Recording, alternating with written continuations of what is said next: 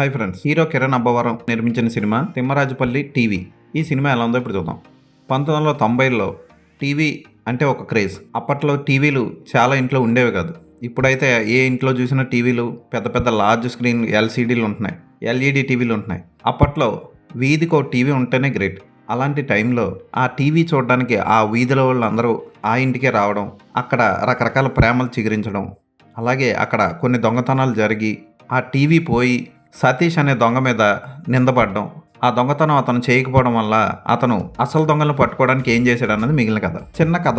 చిన్న లైన్ని బాగా సాగదీసి సినిమాగా చెప్పాలంటే చాలా మంచి సీన్లు రాసుకోవాలి. ఈ సినిమాలో దర్శకుడు కొన్ని సీన్లు అలాంటివే రాసుకున్నాడు. ఆ ఊరిలో ఉన్న సంస్కృతి సాంప్రదాయాలను తెర మీద చక్కగా చూపించాడు దర్శకుడు.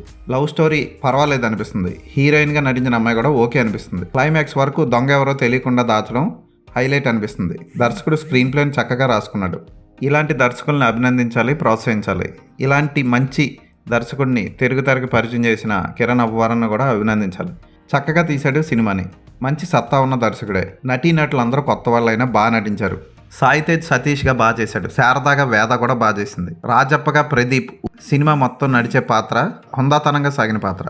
ఊరి సర్పంచ్, ఇలా అందరూ బాగానే నటించారు. కొంచెం ఎమోషనల్ సన్నివేశాలని యాడ్ చేసి ఉంటే ఈ సినిమా మరింతగా ఆకట్టుకునేది. అయినా పర్వాలేదు, టైంపాస్కి ఒకసారి ఈ సినిమాని చూసేయచ్చు. ఈ సినిమాకి ఫోటోగ్రఫీ, బ్యాక్గ్రౌండ్ మ్యూజిక్ ఇవన్నీ రా ఫీలింగ్ని కలిగించాయి. అంటే తమిళ సినిమాల్లో న్యాచురల్ లొకేషన్స్లో తీస్తారు చూసారా, ఆ ఫీలింగ్ కలిగిస్తాయి. ఇలాంటి మంచి సినిమాని నిర్మించినందుకు ఖచ్చితంగా కా ప్రొడక్షన్స్ కిరణ్ అబ్బవరాన్ని అభినందించాలి. ఈ సినిమాకి నేను ఇచ్చే రేటింగ్ 3/5.